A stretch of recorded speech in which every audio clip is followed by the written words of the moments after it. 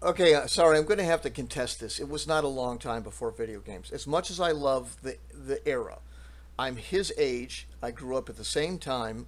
I have full recollection of before video games, but they were there.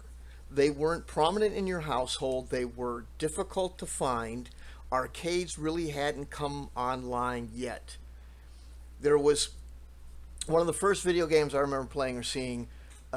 Sprint was in the lobby of a well, was it a hotel? It was.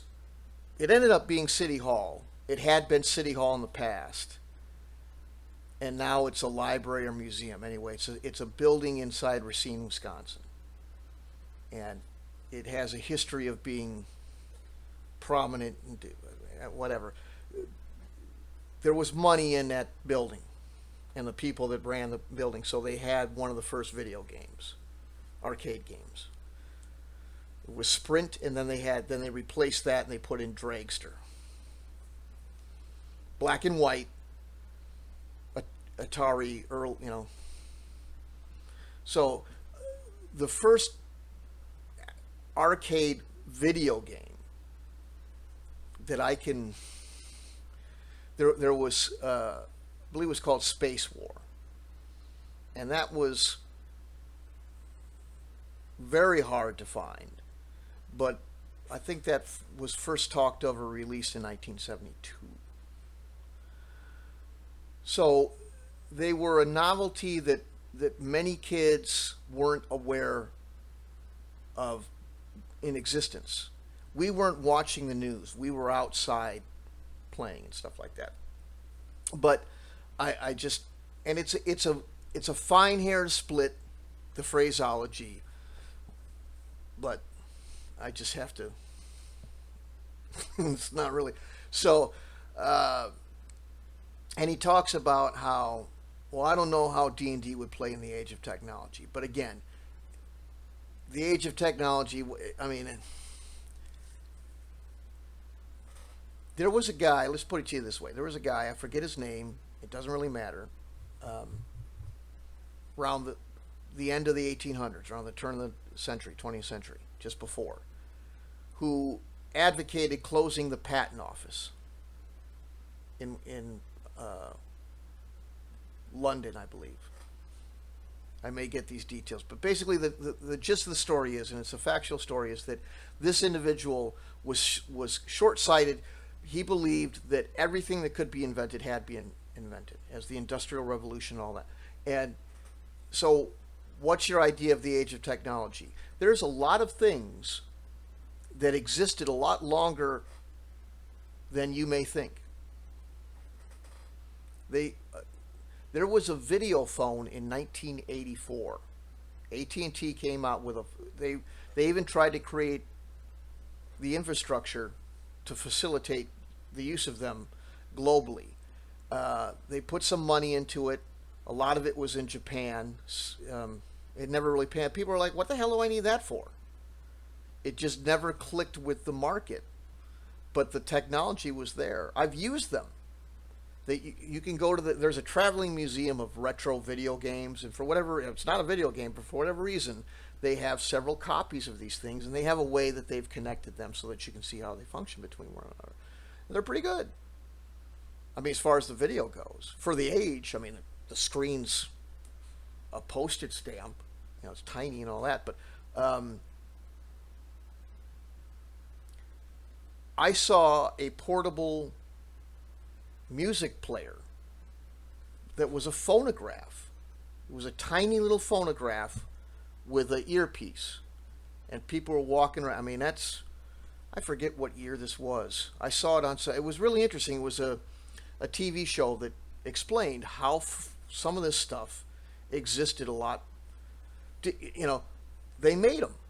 They sold them as a product. They were buco, and only rich people had them, and they were a fad, and then they faded away because they didn't really. I mean, it's real easy to scratch a record or have something go wrong when it's a phonograph in your hand.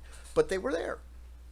Some of the first recording devices, I believe, are pre 1900s.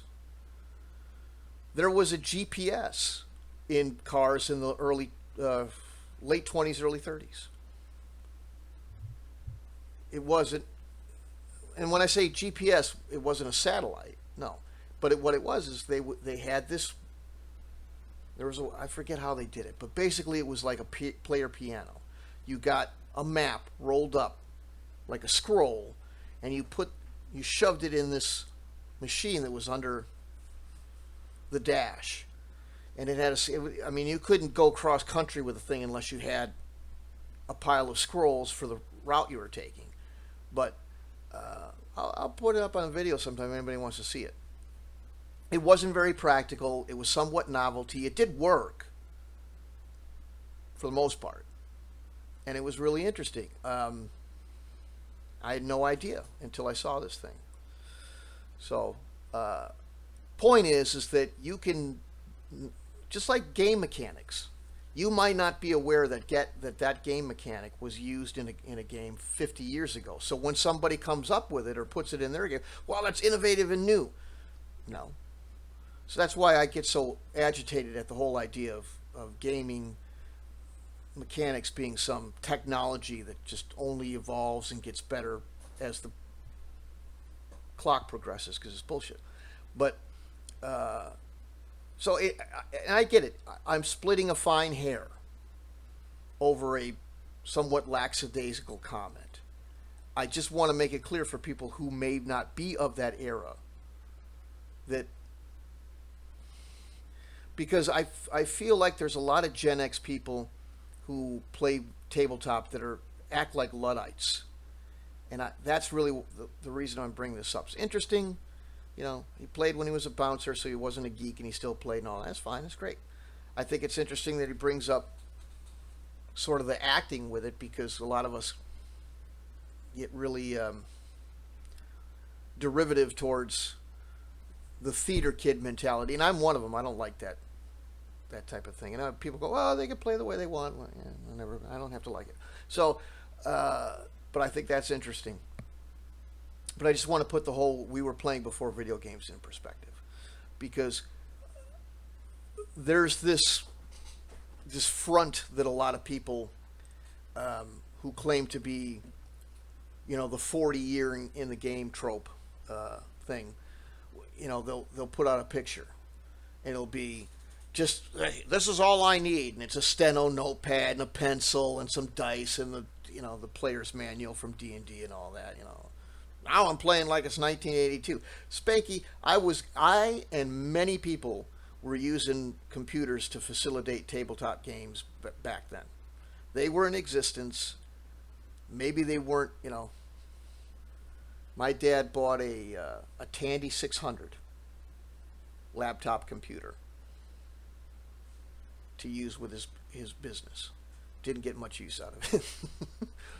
So somebody had talked him into the idea that, hey, you really got to jump on this computer bandwagon. And I think he had enough foresight to understand that he was going to need to learn how these things are going to go, because they're only going to become more prolific, and they weren't a fad. So he bought the thing, but it wasn't, I don't think it really had as much utility as he believed it did. It had an LCD screen that was like an inch or two high and long, like a ticker tape sign. It was really hard to read.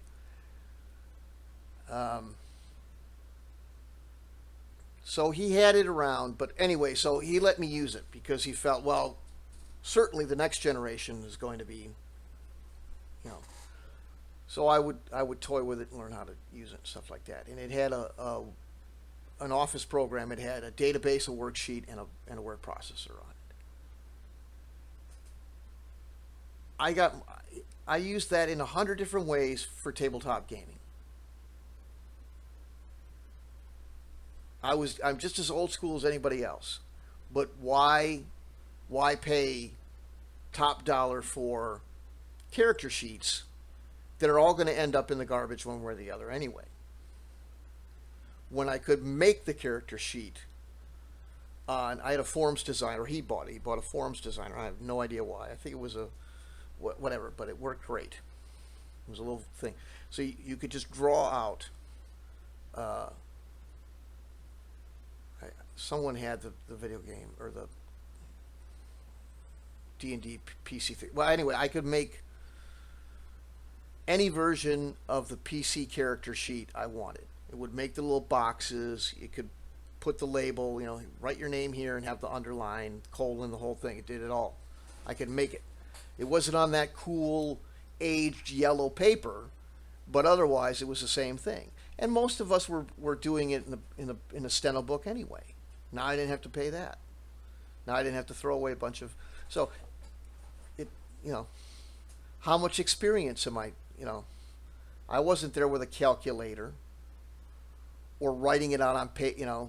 Because there were big numbers in D&D for that. I had it on a spreadsheet, simple as pie. Wasn't anything. People say, "Well, that takes you away from the game." How? No, it doesn't. I'd use it for combat calculations. Like you can put a CRT in a spreadsheet, and that's it. So stuff like that. It made gaming simpler. It made gaming faster. It made gaming easier. And when it came to running big military campaigns, I could do things with the computer that nobody would. Well, that would take too long, and you'd have to have too many records. And they weren't wrong. Sometimes, but now, if all you had to do was, and then the next thing you'd hear from people is, well, if it has to have a computer next to it, it's too complicated. Why? Huh? Well, if I'm going to bring a computer to my table, I might as well just keep the computer at the desk and play a video game. Okay. But you're going to complain about the game rules being too complex. You're going to use the stupid tropes like glancing at a sheet of paper slows down the game, which is ridiculous. Why not solve that problem by automating the portions of the game you feel drag it down? Because once they're automated, they won't be dragging it down. It was a tool, just like it was in every other genre, office, productivity, whatever. Why not use it? I don't want to use that it's like people would playing Kriegspiel back in the day. I don't want to play that sextant is hard to use, that compass is difficult to use. What? You're using a tool. So I never understood it. I still don't get Luddites and people, give them this deal. And the best that they've got, I think, is people who go, well, I'm just hearkening back. I'm true hardcore. I'm hearkening back to a day when that newfangled machinery wasn't interfering with our lives. I like being out on my BMX bike and jumping wood ramps and stuff like that too. But instead of watering gaming down to these ridiculously, wargaming went from playing an interesting, in-depth set of rules to let's throw six-siders into a box all day long and count them. Because complexity. And the key to alleviating, having to convert a fraction into a decimal or, whatever the big problem was to use a calculator and or a computer. And it doesn't hinder the game in any way, shape, or form.